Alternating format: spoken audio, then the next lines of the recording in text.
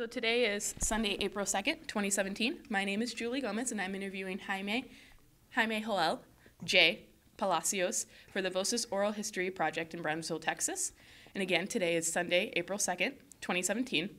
So thank you, and I just want to make sure that you understand the interview will be housed at the Nettie Lee Benson Center and the Latin American Collection. And if there's something you want to talk about or you don't want to talk about, you don't have to. Okay. But if there's something that you do want to talk about, just let us know and we'll go in that direction. Very well. Okay?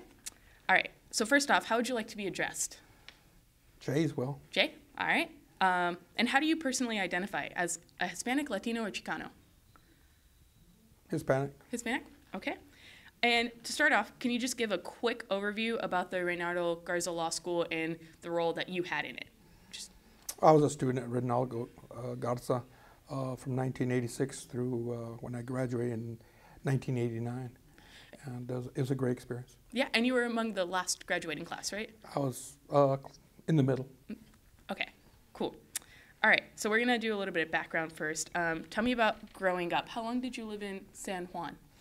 I grew up in FAR. I was born in San Juan, lived from 1960 when I was born till around 1974 in FAR on Boone Street. And my parents built a home in San Juan in 1978. And so we moved over, and I graduated from FAR San Juan Alamo Independent School District. Perfect. So when you were growing up in FAR, can you describe a little bit of the neighborhood that you grew up in? I mean, you were there until like middle school, right? Right. Through I ended up going to Jefferson Elementary, and that was up to about 8th grade, and then we moved over to San Juan, which is right adjacent. Yeah, how far away is it? Like, you cross one road and you're from FAR to San Juan. Oh, okay. All right. So it's the same type of neighborhood. In your elementary school, were you allowed to speak Spanish? We were allowed, but primarily it was English speaking. English speaking, okay. Can you describe a little bit about your elementary school and the middle school? Like, how was it set up, and do you have any specific memories? Yeah, it was great memories growing up. Went to Carnahan Elementary from 1st to 3rd grade. And then I went to Eli Whitney, which was around 3rd to 5th grade. Went to Edison, which was just an all 6th grade campus before we went to middle school at Jefferson. And how many people were in your classes? Like, were the classrooms big? There were roughly anywhere from 22 to 30 students. And did you have any professors or teachers that you particularly liked or remembered? Oh yeah, I had Miss Robinson that I still remember, my 1st grade teacher. I also had Miss Durant at Carnahan Elementary. She was a big role model for us. And then when I moved over to Whitney School, Miss Murico and Miss Acevedo, and the one I still remember, and she's passed on, Mrs. Jensen. You know, she was our science teacher, and I remember her quite well. Yeah? She was very strict. Oh. Okay, so there's 2 teachers I want to talk about in particular. The one you had in 1st grade, Miss Burant.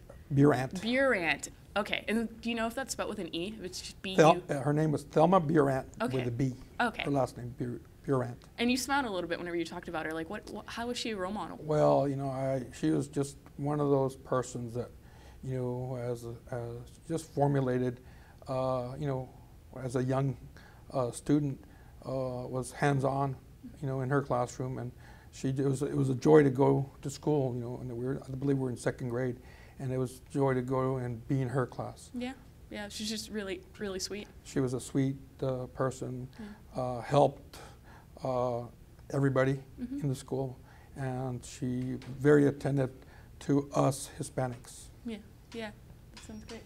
And hi. Hi, is it interrupting?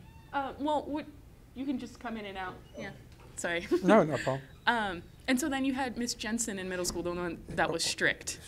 She was my 5th grade teacher, and you know, she was a really strict teacher, But you know, she always made it a point to make sure that, you know, we were well taken care of, and that we knew our assignments. And you know, she just, you know, just a person that, you know, we followed her as a role model. She was just one of those, you know, teachers that you know, keeps an eye on you even after you had, you know, graduated to middle school and high school and stuff. I remember running into her and, you know, you better go and finish college now that you finished high school and stuff. And you know, she's passed on, but you know, those are persons I still think about quite a bit. Yeah, yeah, that's great. So growing up and going through high school and middle school, what subjects were you interested in? What were your favorite? I think I liked everything. You know, I mean, I was not a particular, you know, really good student at the time. I you know, enjoyed, you know, sports growing up, and I think I spent a lot of time doing that, you know, in junior high and high school. Yeah. Okay. And so, and your parents both had higher degrees and worked in education. So my mom began her teaching career in 1960 in Valley View. It was a county school district at the time, and you know, she taught out in the rural area, and it was, you know, I remember going to, you know, to see her and, you know, spend time with her out at that you know, school district, and it was out in, you know, farming community in Las Milpas, and you know, she just, you know, really took in. I remember numerous times going out there. Especially, she really took care of and, you know, nurtured those students. You know, during that time when there would be freezes and stuff like that. You know, on weekends and stuff, she'd make sure that, you know, she'd round up blankets from friends and family members to make sure that her students, you know, were well taken care of. So it was a great experience, you know, growing up. Yeah, yeah, she sounds really nurturing. She was, and she still is. You know, I'm so very, very blessed to have her. So how did they influence you during your education? Well, you know, both my parents, my father, both graduated. They both graduated in 57, I believe, and my mom, you know, went to school, and my father went to school also, and he played. He went. I think he went to Wharton Junior College to play football, and came back to Pan American University. They were nearby and played baseball for a while. I don't think he was a few hours short of actually graduating. My mother graduated and got her mid-management master's, you know, program, and in education. And you know, she was all about making sure that, you know, we, you know, finished our schooling and stuff. And so that was a good. Yeah. So throughout high school, did you always know that you would go to college? Well, I wanted to play college football or baseball. I was sheltered a little bit by both my parents, and so instead of trying to walk on somewhere, I had kind of thought for a while I want to go into the military. I want to be a Marine because some of my friends, you know, had joined, you know, the forces, and so I had a really good talk with my parents, and you know, really my mom says, you know, Jay, I think, you know, you should either stay and start school here at, you know, at Pan American University, or enroll somewhere else. But I'm not so sure that, you know, I want my son to be in the military. You know what I'm saying? And so she says, I really would like for you to, you know, finish, you know, and start your education here at the University of Pan American. And was she?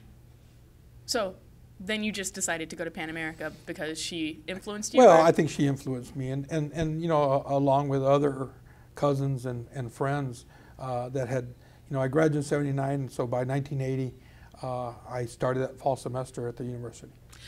Did you consider going anywhere else to college, like leaving the area? Yes, I had. That's what my plans had been, Yeah. And I had thought about. There's 2 or 3 schools that had talked to me about going to, you know, playing elsewhere. But at, you know, during that time, I just decided it was interesting part, you know, of, you know, being 18 years old, and do I go away or do I stay or do I go into the military? And you know, after speaking to my parents and speaking to my mother, decided to enroll there at the local university in 1980. Mm-hmm. And did you have friends that like went away? Some that went to the military and stuff. Sure. Did they come back afterwards? For the most part, years later. Mm-hmm. But yeah, we had numerous friends that had enlisted in all services, and they came back. But years later. Mm-hmm. And so when you went to Pan American, it was for a medical degree, right? No. No. What was the degree? Political science. Political science. Okay, that sounds great. Right. Tell me a little bit about the class structure at Pan American. Like, was it a big campus? Yeah, it's a big campus. We had, I assume at that time, I know now they have quite a few more students, but at the time we must have had anywhere from 15 to 20,000 students, coming to Pan American University. And it draws from a lot of other cities to Edinburgh. It's really a bedroom community because people drive to the university and go home. There's not a lot of people that actually stay on campus. And so it was an interesting deal. Did you stay on campus? No, I did not. Okay. Yeah, so... I stayed with free room and board. Oh, yeah? At my parents. I was like, wait, you didn't stay on campus, but you had free room and board. Yeah, that's great. And did you work throughout school? I did. I had different jobs when I was working at, going to school at Pan American. Mm-hmm. And you said that it was a bedroom community. They were all, you'd say the majority of students were from that area. Right. Yeah. It's a small community. Edinburgh, you'd have the biggest community is McAllen, and it runs at the time maybe about 90,000. And Edinburgh was around 60. But that's where the county seat is, and also that's what the university is. So it draws, a lot of students to come in, but also to drive back home, stuff. Yeah. Local community. So most of the makeup was Hispanic. Could you I'd say the majority was Hispanics, 60, 70%. That sounds cool. Oh, I want to go back to this. Do you know if the schooling that your parents went to was segregated? No. No? No. My mother attended Pan American College at the time, before it became a university. And my father went and played, I think it was a couple of semesters at Warden Junior College. Mm-hmm. Okay. All right. So after Pan American, when did you decide that you wanted to study law? Well, I had, in one of my jobs, I started working for a law firm there locally, and there was the main lawyer along with two other younger lawyers that worked for him. And during that time I was a clerk, and basically a gopher for going and dropping stuff off and picking stuff over at the courthouse and other law firms. And I saw during that time start formulating a lot of what these lawyers were doing and helping people in different types of settings, and also I'd on occasion go over to the courthouse and see them fight for somebody's rights, whether it be a family law case or a criminal case, or where there'd be serious accidents or an accident case. Mm-hmm. How did you fall into the county clerk job? County clerk? I mean, not the county clerk, when you were working for the law office. I knew the lawyer personally, Mm-hmm. a good friend of the family's, and he had, at the time, I don't remember there being a lot of lawyers, and I had asked him on one of the occasions if he needed somebody to come in and work at the law office, and he knew that I was going to school and I could use a little part-time money, and so he is most generous guy, and allowed us not only to make a little extra money, but to learn from him. Mm-hmm. Yeah, that sounds really great. And that's interesting you mentioned that there weren't a lot of lawyers that you knew around in the area. Of the ones that you did know or did see growing up, do you know if they were from the Valley area? Or Well, this particular lawyer, his name is Oscar Palacios, which really is distantly related, but not actually related to us. And he was a very, very dear friend of my father's, and to this day. And there was not a lot of Hispanic lawyers. You know, I think he went to University of Texas Law School, graduated like in '69, and decided to come back after a few years and started his practice like in early '70s there in Far Texas. And you know, people gravitated to him since there was not a lot of Hispanic lawyers, and so the community gravitated to him. He was a very good, you know, lawyer, and so people came, you know, and knocked at his office all the time. Yeah, yeah, I know that's really interesting because lawyers and judges should represent the community, Right. and to not have a lot from your area. Since then, have you noticed the makeup of judges and lawyers change? I know there's you and... Well, you know, during my time, there's obviously a lot more Hispanics on the bench in our county. Obviously before, in the 50s, 60s, and early 70s, there was more white judges on the bench, and since then the makeup of our county has changed dramatically. Mm-hmm. You know, growing up, you know, I went to elementary and to junior high school, and the majority, or at the time, was more Hispanic, but I had a lot of white friends. You know, we played ball together and went to school together in elementary and stuff, and Yeah. I've been blessed to have both a lot of Hispanic friends and a lot of white friends that, you know, have been very supportive of me throughout the years. Okay, yeah, that makes sense. Okay, so going back to studying law, so you were working with the lawyer, and then you decided that you wanted to practice law. Was it in that time period? Yeah, you know, I thought about it at that time. You know, I just, you know, saw that, you know, not only himself but the other two lawyers that worked for him, that were younger, that actually helped, you know, a lot of the community in different, you know, facets of the law. Mm-hmm. Mm-hmm. So you... And I thought then that that was something that, you know, that you know, perked my interest in helping the community. Mm-hmm. And then looking at law schools, how did you approach going to Reynaldo Garza? That was kind of interesting. There was a state senator from my hometown. His name is Raul Longoria, and Senator Longoria at the time. And you know, he was a dear friend of our family and of my father. And during this time, I knew his family quite well. And during this time, you know, he always pushed for higher education during that time. Mm-hmm. You know, and it was hard for him to, you know, but he made it a point to make sure that, you know, he pushed for higher education and to bring, you know, different things, resources to the valley, and particular, you know, Hidalgo County, but all of South Texas. And you know, I remember speaking to him on different occasions when I was in high school and, you know, college.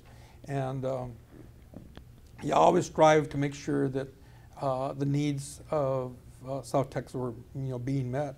And so he was one of the persons also that was involved early on with bringing the school to, you know, where it's at. To bringing Reynaldo? Or? Reynaldo Garza, you know, Yeah. he was part of that group. He was not the person, but he helped tremendously in that. I remember speaking to him about that. And one of the conversations we had was, you know, he had two twin daughters, and you know, they started at Reynaldo Garza. And you know, him telling me one time and telling my dad, he goes, if this law school is good enough for my daughters, Jay, it should be good enough for you. Oh, and that was it. And it was a selling point. Yeah. Obviously, since we were there, and you know, it was going to be difficult, you know, going away to school and you know, once we decided it, we you know, many of us, you know, when we had spoke, we thought that we needed to have a law school of some type of higher education in the Rio Grande Valley. Yeah. And so we had to stand up for it. So in going to the law school, it was kind of a civic engagement opportunity. Well, it was not only that. It was just, I remember speaking to him and others, you know, and him saying distinctly, you know, I remember him saying that to my father. You know, goes, if the law school is good enough for my two daughters, it should be good enough too. He goes, there's got to be a starting point. Mm-hmm. And sure enough, I was like the third class that started at Reynaldo. Okay, so you're starting here. Can you describe a little bit of like how the classes are set up? We were talking about it this morning, with my other colleagues and stuff. And I remember, starting that first day of starting law school, and we started. We went we were taking our classes at Pan American University at one of the business classrooms. And we didn't know any better, but it was a nice setup at the time. For the first year, our classes were there at Pan American University and at the business department, and it was really set up really nice for us. Mm-hmm. And who were the type of teachers that you guys got? Well, we had some professors that had come down from other universities, but the majority of them, our second and third year, were adjunct professors. And that, I thought that was quite, interesting because most of these professors, adjunct professors, actually were hardworking lawyers during the day, trying different, their specialties in court, and then that evening were coming and teaching, the students of the Valley. That is wonderful. Did you get, connected to the community that way? Well, it was being an adjunct professor, and they were in a battle all day. It was hands-on for them, and so instead of reading from a book, they were teaching us, things that were happening right that day, of what happened in court and stuff. So it was a great education in that respect. And I admire each and every one of them for giving of their time to making sure that we, got a good education. And I really believe that most of each and every one of them that taught, in the evenings, they gave up their time from their families and other, engagements they had to come and make sure that the law school, succeeded. I'll always be indebted to that. Yeah. So you said that they would come, they would be practicing lawyers during the day. Right. Does that mean that all of your classes were at night? How's it? The law school was set up. It was a night, law school. So many of us worked, all day long, and then we'd have classes from 6 to 9:45, and so it was Monday through Thursday, and so it was a challenge. There's no doubt, and it wasn't easy. I was speaking to our colleagues this morning. I think we started with 60 or 61, that actually started in our class back when in '86, and at the end, I think we only had like 32 to 30 students that actually finished, and a lot of them, some of them, moved to other universities, to St. Mary's and others, UT. But many, or Detroit School of Law in Detroit, Michigan. But many just could not sustain working and going to school, and many had families. So I was very fortunate at the time that I was not married, and that I still had my father's and mother's support, and so that was really a blessing. Yeah. Couple of questions. Sure. So the ones that went off, did they end up coming back to the Rio Grande Valley? That they just used Reynaldo as like a jumping point into other law schools? Right. You make it sound like? We had not all, but quite a few came back. Okay. And they lived in the valley and they wanted to come back.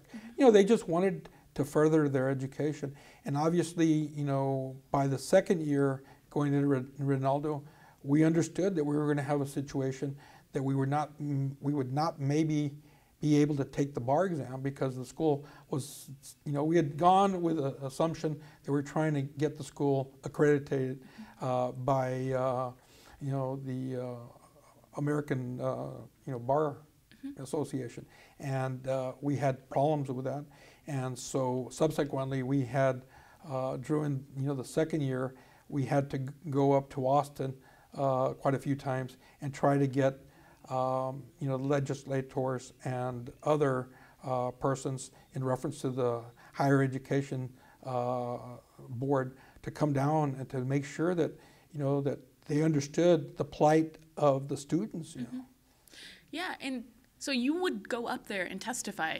We had a great, trip to Austin. We had many, but one of the times we had the professors and a bunch of students go up, and while the legislature was in session, and it was great because we needed to get their attention. And one of the things I remember, we wrapped on ketchup bottles. We wrapped a logo, and we had Ronaldo Garza, and it was kind of interesting. We put a label on it that says, "Let South Texas catch up with the rest of the state." I wish I had that bottle with me. But then thereafter, we had a few visits from different agencies, come down to the law school. In particular, we had Justice Raul Gonzalez, who sat on the Supreme Court, and a few other justices come down and make a formal visit to the law school during, I guess, 87, 88, and wanted, to make sure, see what was happening down there. And we were very fortunate that they actually came down and paid us a visit. Mm-hmm. So why do you think that they weren't paying attention to the Rio Grande Valley? I mean, if you're going up there and testifying and getting there, do you think, do you have like any insight on? Well, I'm not so sure. It's just, I don't think, the persons in Dallas or Houston or Austin or Midland or Amarillo, really cared about, the plight of higher education in the valley. Mm-hmm. And so, to this date, I think that, the persons that paved the way, like Senator Raul Longoria and others, Lloyd Doggett would come down there. Senator Doggett at the time would come down there, and he'd help out, along with many others, that were instrumental in trying to get this law school, established. Mm-hmm. Okay, so whenever you first realized that it might not get accredited, and that was whenever you were saying a lot of them would go to like Michigan or UT Law. Sure. How did you decide to stay here, and then how did your game plan change going into school? We thought about it, because, we checked into other law schools that maybe we were trying to see if they would take our credits, and many wouldn't, so you're going to have to start from scratch. And so many of us just kept on trying to find, to see if there would be a way to not only have the law school accredited, but also have a right to take the bar exam. And so our plight was twofold. We wanted the law school to become accredited, but at the same time we wanted to make sure that the year and a half that we had gone to law school, that we were going to be able to get something for it. And so we fought hard, and many of the other students before me and the years before, along with some of my classmates and myself and the professors and community leaders, we fought hard to see if we could get a waiver. And at the end, we were blessed that we got a 2-year waiver to take the bar exam. And was that waiver individual for each of you guys? Were there any people that didn't qualify for the waiver? Well, there were some that, it was certain dates, and so if you fell within those dates, you were able to take the bar exam. And if you took it, once you took it, you were able to, take that until, you passed. Oh, okay. You could take it multiple times if you get the one waiver. That was the story. All right. And how did you guys have to fight? Well, like I said earlier, we had to go up to Austin and speak to legislators and other persons in the Texas coordinating board, and try to make sure that they understood the plight of what we had. We also tried to make sure that we tried to get the school accredited by the American Bar Association. So I know that Reinaldo Garza was founded by a board of sitting judges at the time. Right. Were any of them involved in teaching you guys? I don't remember. It might have been early on, the first year. There was at the time that, most of the adjunct professors were just actually practicing lawyers. Okay. And you and Rudy and Cantu and stuff are all very close now. Was it like that in school too? Did you guys? Yeah. So, I mean, you got to understand that we started with 60 in our class, and we ended up with 30. So yes, we've always been very, very close, and the community has been really close and receptive to our needs. Yeah.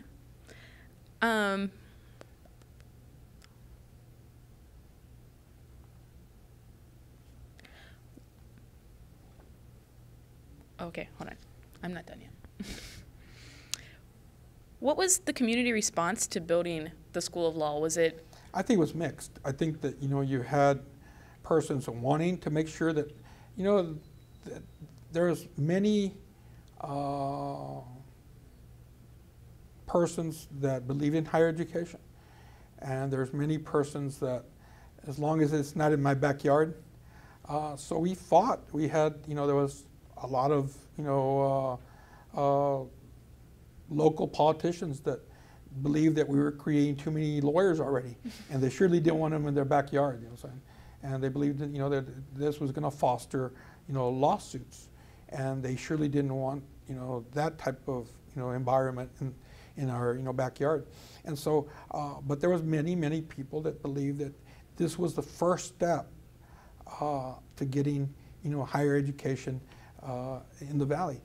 We figured that, many of the persons that were at the forefront of this fight believed that if you had a law school, and then that eventually you'd have a pharmacy school, and you'd have a med school, which we just have, in the last 2 years, we have the first, medical school in the Valley, Yeah. And so that fight was taken up, 20 some odd years ago, when we had an opportunity to embrace a law school, and there was a fight. We had a situation where, at the time, Pan American University wanted to merge with UT, 25, 30 years ago. And, but they looked at us, and then, we were like the stepchild. And so they didn't want a law school to come at that particular time. And so it was an interesting time because there was a lot of divide. There was the local politicians, some were in favor, and some were against, and so it was divisive, to say the least. Yeah, that is really interesting. And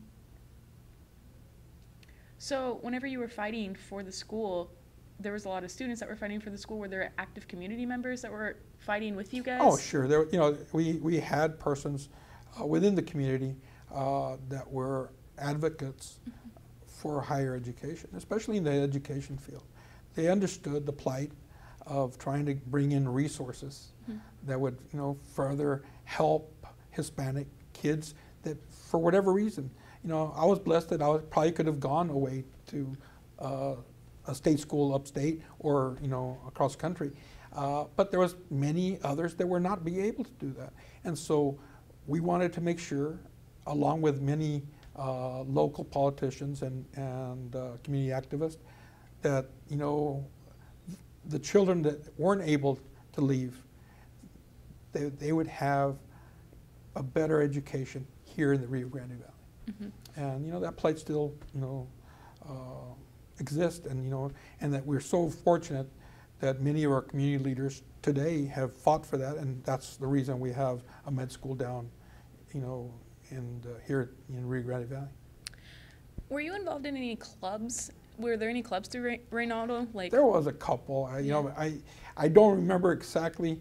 The school itself was so small, but yes, there was a couple of and looking back, I find myself in a couple of pictures where I believe I was a parliamentarian or something like that. But there was a couple of clubs within the school. Yeah, I saw some of those newsletters. Right. Yeah, and it looked like a really tight community with you guys. Well, like I said, there was many people that didn't believe that we needed law school down there, and you know, and then there was many in the community believed that the only way for other children to have higher education was to start a law school. And so that'd be the impetus of having a med school, a pharmacy school, you know, vet school one of these days. And I think that, you know, with the growing demand of the population, you know, it was a great thing to happen, you know, that many years ago. And, you know, I'm very blessed that so many people at the time had the foresight to start it. And, you know, indebted to them. Yeah. Because, you know, many of us probably would not have gone to law school elsewhere. Yeah, that's a really good point. And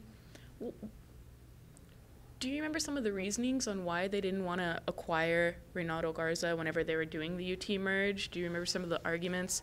Like what? Well, you know, they wanted to make sure that, you know, that the merger was first before they brought in a law school. They wanted to make sure that Pan American had been in existence for many, many years, first as a Pan American college, and then became a university.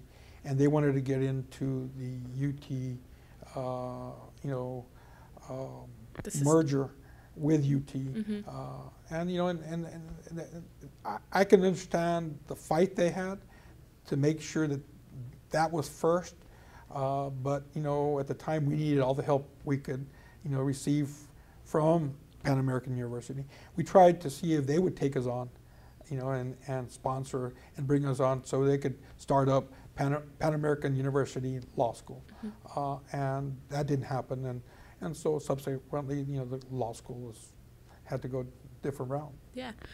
So when you say we tried to get this, are you taking classes, working, and then petitioning to get? Oh, that happened all the time. You know, we needed to make sure that you know, we were not only working during, you know, trying to, but we also were going to school from 6 to, you know, 9:45, and consequently, you know, because it was a small law school, we knew the problems we had. So we also knew that since we weren't accredited, we needed to make sure that we fought to get a waiver, and which, thank the good Lord, we were able to receive a waiver, a 2-year waiver, and many of us, you know, took advantage of that and, you know, passed the bar exam, the same bar exam that, you know, every other student that goes to law school takes. Yeah, and did you notice any differences going to an unaccredited school? I mean, when I was reading up on it, they were saying like... Well, we just didn't have the resources. You know, our library was not like the library that you have at UT or South Texas College of Law or at, you know, St. Mary's. Mm-hmm. You know, it had been in existence for a long time. You know? And so we were just, you know, starting out and trying to get our, you know, and I know that for many of the persons that started law school were trying the best they could to get it going and to make sure that they had the funding to properly, you know, and the resources to properly educate each and every student that went to the law school. Yeah, and I read a couple of students felt like they got like scammed because the tuition was so high. Did you get that sentiment from students going there? I don't remember that. Okay. I remember that, you know, it was high, but you know, we knew when we got in what the game plan was, and so like I said, I was the third. I think I was the third class that we started. Me and Judge, you know, I was in the third class with Judge Gonzalez and Judge Garza. Judge Cantu had been the year before, started the year before. Do you know third of how many classes? I believe it ended up with like 5 classes, and maybe even thereafter had a few before it moved on. Okay, and so then after the merger and they decided, well, not this law school, right. What was the game plan after that? Because I know that the school was around, the name was for right. a while. The name was around for a while thereafter. And, you know, because it was not able to become accredited, then you had a situation where, you know, people started losing interest in it.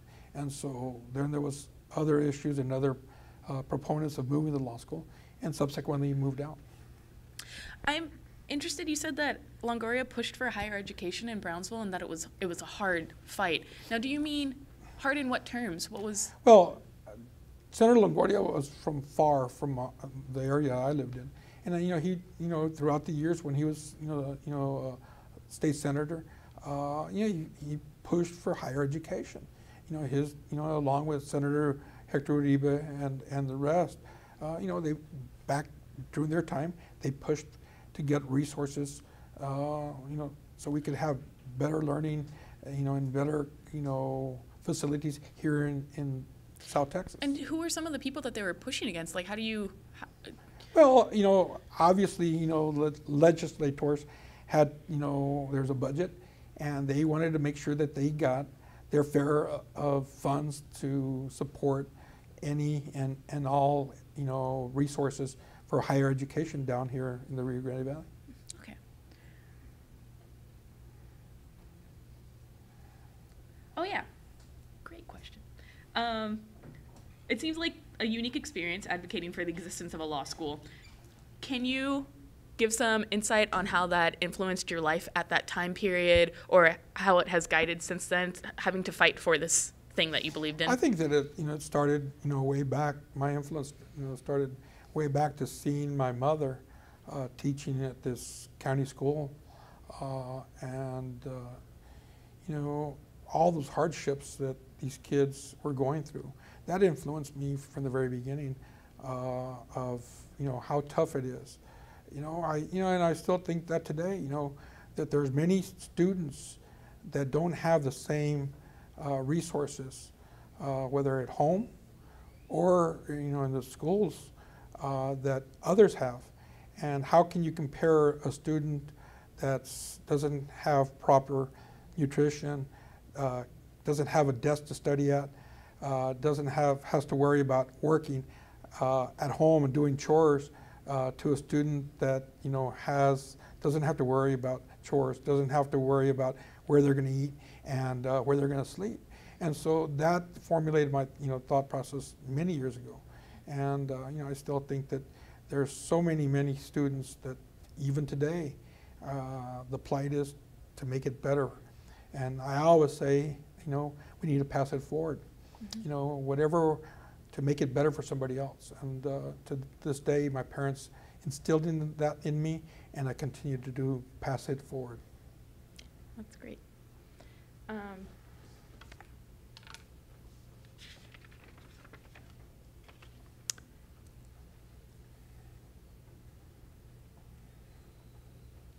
Yeah, after you passed your law, after you passed the bar, and you were practicing, did you notice any discrimination or disparity in the way that you were treated having graduated from Reynaldo Garza? I think initially,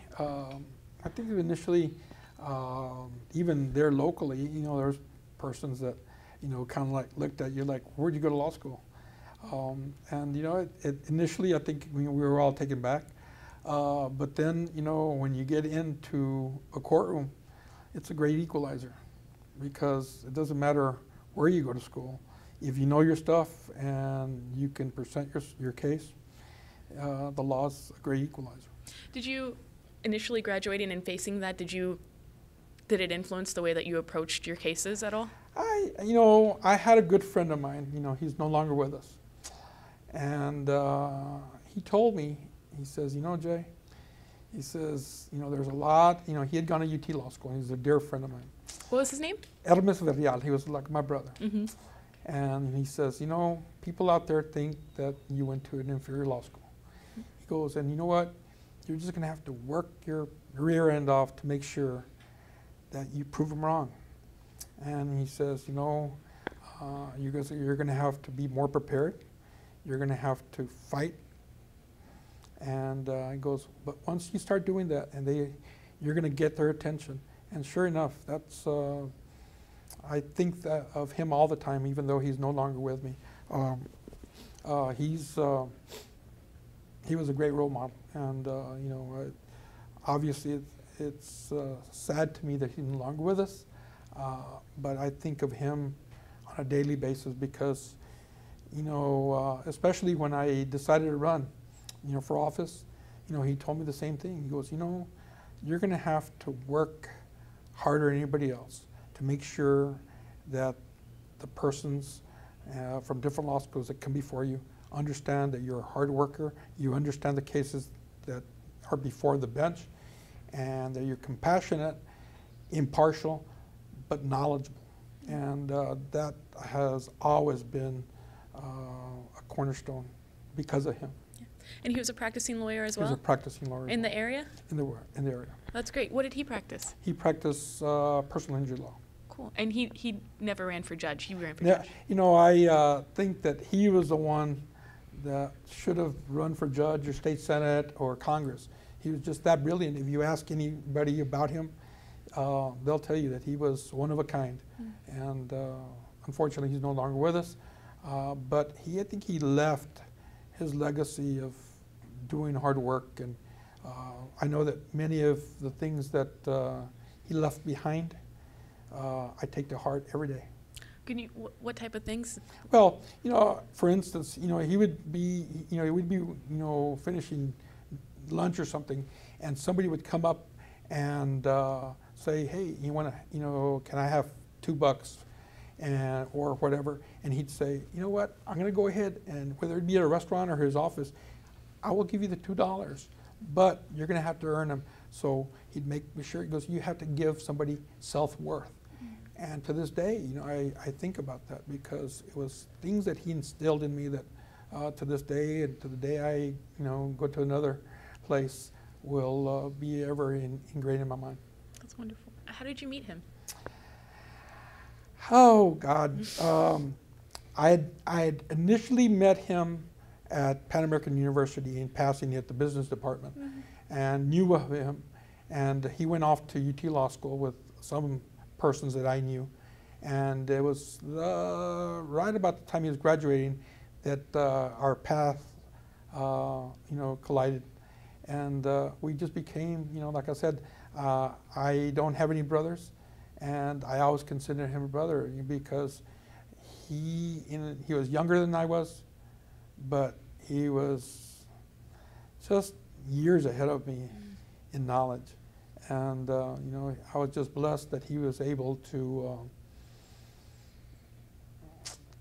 compart so much with me because, you know, he not only touched my life, but touched our community. And, you know, there's very few people this good earth were as good as that guy. And there's many, many people around our community that echo the same sentiments. It's beautiful. Thank you. So going back to practicing law, post Reinaldo Garza, how did you decide what area you wanted to practice? I was with the district attorney's office for around 4 years. And you know, it was the natural sequence of things that you leave the DA's office and you either go work for a firm or you open your own and put up your own shingle. At the time, I had 2 dear friends that had gone to school with me and had asked if, you know, if I left, if I would come over and work with them. And, you know, with a separate law office, but they would give me, you know, some help along the way. And to this day, I've always been, you know, indebted to them. Worked for 2 guys, and really, what they did is, you know, they opened their office, you know, to me early on, and then one basically left the other one, so I stayed with one for a while, and thereafter. I'm sorry, did you say their names? No, I didn't. Really the lawyer I actually stayed with because they were together at the time, and during that time I was leaving the DA's office, they split up. So it was Juan Villescas, and he had his own practice. And during that time, and then he moved there after a couple of years, moved back to Houston for a couple of years. And so I just stayed with the law office of Jaime Palacios for roughly around 6, 7 years, 8 years before I decided to run for office. Do you have any cases that stood out that you're particularly proud of that you want to share?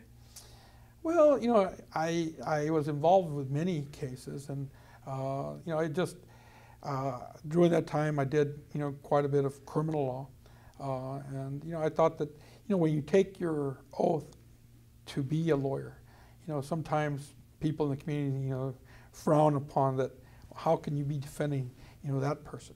And I always took it, you know, from the judge that swore me in. You know, his words were, once you take that oath of office, you know, your client is the person you have to selflessly, you know, defend. It might not be a case you really like, but you're his mouthpiece, and so you have to defend his rights. And you know, I always took that to heart. Mm-hmm. And did you see a different part of the community than what you were used to, or did you learn about the area? Well, I've lived in, you know, that area for all my life, and mm-hmm. You know, it's a great, you know, amazing community, and we're blessed.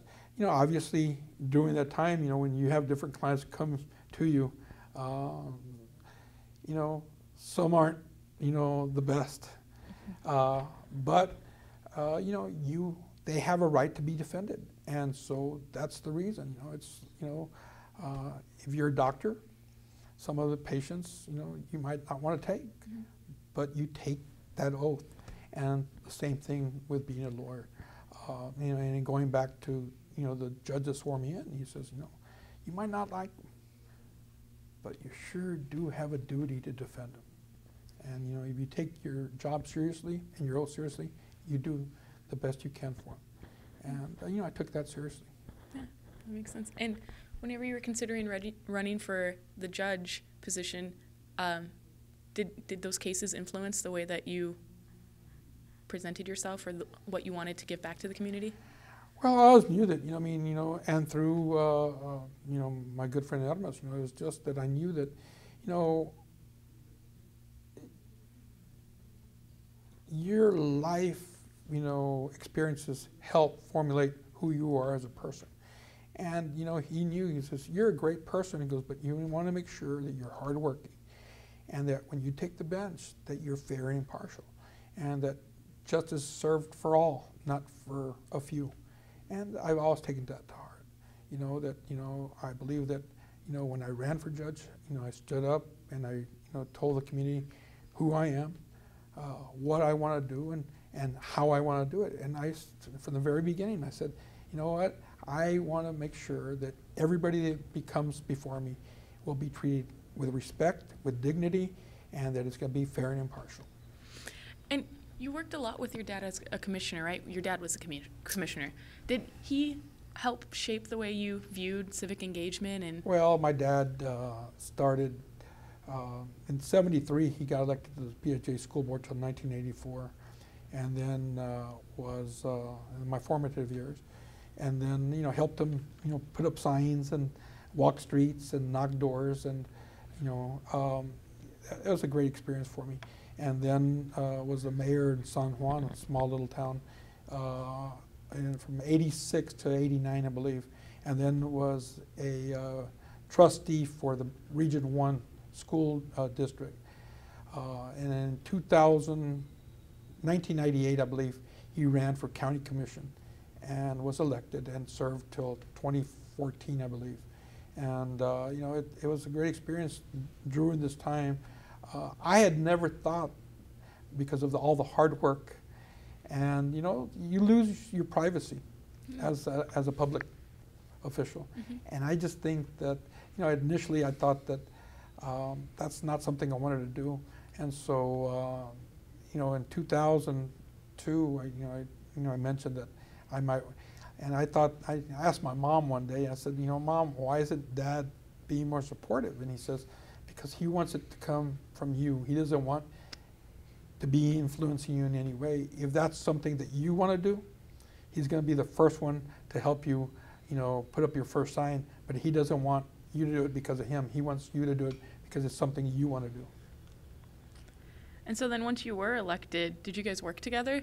No, I basically, you know, as being a judge, he oversees our budgets and stuff like that, but I never worked for him per se. But he had a, you know, strong work ethic, and so because of that, I always made sure that, you know, my employees, you know, that work under me, under the court system, that made sure that they were always there on time and stuff, because, you know, he says, hey, from 8 to 5. You know, it's not, don't slack off on this job. And so there's no doubt that he had a big impact on me. Yeah, and growing up and being in the public life, well, you know, as a civic in a civic role,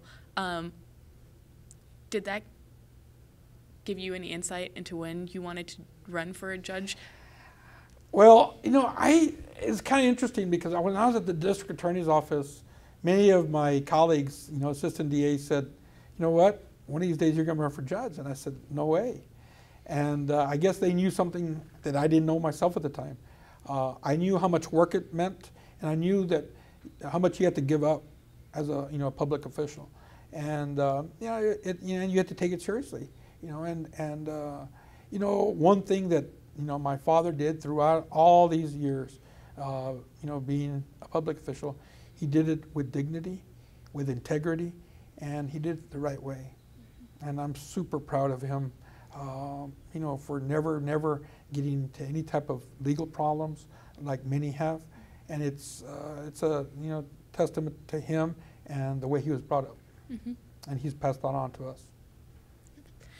So you said that you had never wanted to be a public servant. You didn't want to be... Well, I'm not so sure that didn't want to. I didn't think that was in my plans, you know what I'm saying? It's not something that I had aspired to. But I think people around me, you know, at the district attorney's office, the assistants, thought that, you know, it was in my cards. What was the shift? What pushed you? Well, you know, I think that deep down, I think that you know, maybe, you know, I always thought, I never really aspired to it, but I think that, you know, the persons around me thought that it was going to be something that I would be good at. Mm-hmm. And in the years since you've done it, you've been a judge now since 2003, so 14 years. Right. Yeah. 2002, I think. Yeah. Something like that. That sounds right. How have you been able to influence the community? Well, you know, I think that you shape it by hard work, mm-hmm. and, you know, being, you know, zealous and about being fair and impartial and treating everybody that comes to you with dignity and respect, you know. And, you know, I just think that, you know, and trying to do what's right for the community. Do you have any cases or initiatives that you've started that you're particularly proud of?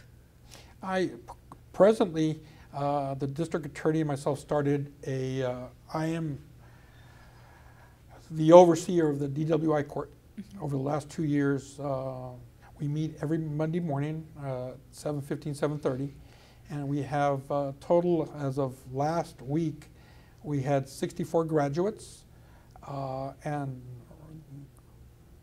proudly to report that out of those 64 graduates, none have reoffended, and it's a year-long project. So they come in every Monday morning, and they get, we have 3 probation officers. They're really, I'm just the overseer, but work with them. And I'm extremely proud of the program that the district attorney and myself, in the misdemeanor program started. I think it's a good, you know, project for the community.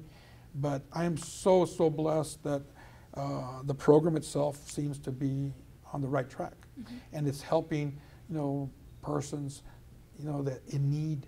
You know, there's teachers that have gone through the program, a couple of pharmacy techs, and other people that have licenses that if they were to be convicted would lose their privilege of being a teacher and stuff like that.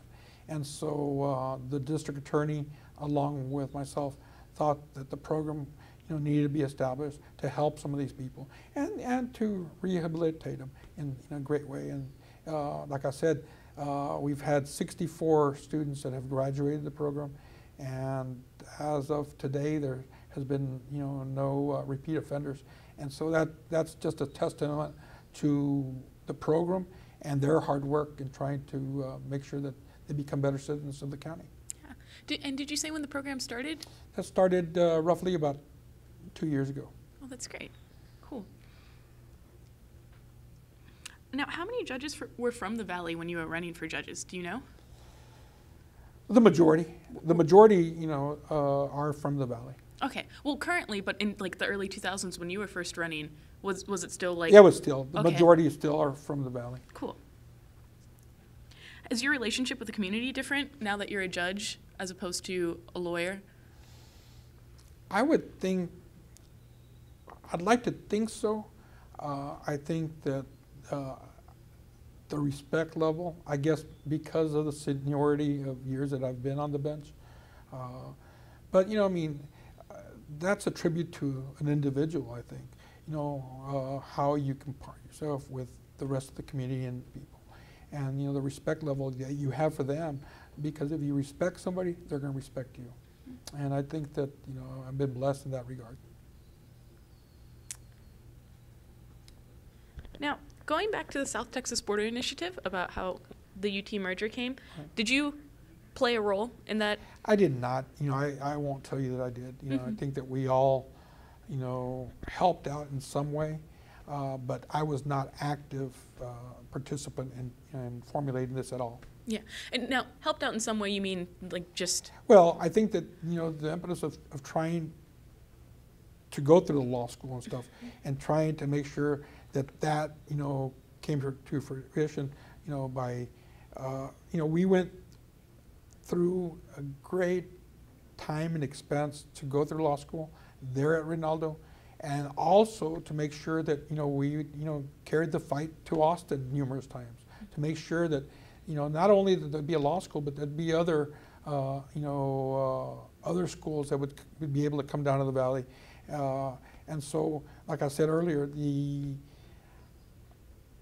the civic leaders and politicians, you know, that helped out in trying to formulate to make sure that we had better resources and better funding. You know, some of the state senators that I mentioned always tried, you know, back when to make sure that we weren't left out of the funds, because without funds you would not be able to get the resources they needed for schools and obviously for higher education in the valley. Right. And have you noticed a shift in the community since the merger and since they've introduced higher education here? I think so. I mean, I think that there's so many in the last 15, 20 years, but more so in the last, you know, 10 to 12. You know, you see so many other schools, you know, starting to, obviously the new med school, but along with that, you know, South Texas ISD has an amazing, you know, partnership, you know, with other Valley school districts and stuff, and trying to make sure that some of these children get, you know, better education.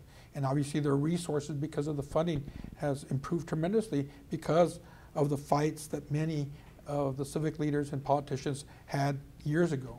And that including, you know, Garza. I want to say that, you know, that to me is imperative, that a lot of them, you know, the fight that was taken up years ago has helped what, you know, we see today. All the fruits of the labor that many of the politicians, civic leaders that demonstrated their will to make sure that there was resources that were allocated for our region. Now, do you have any insider opinions on why there hasn't been another law school established in the Rio Grande Valley since Rinaldo? I don't know. I mean, I just think that, you know, I think that it's only a matter of time. You know, now, you know,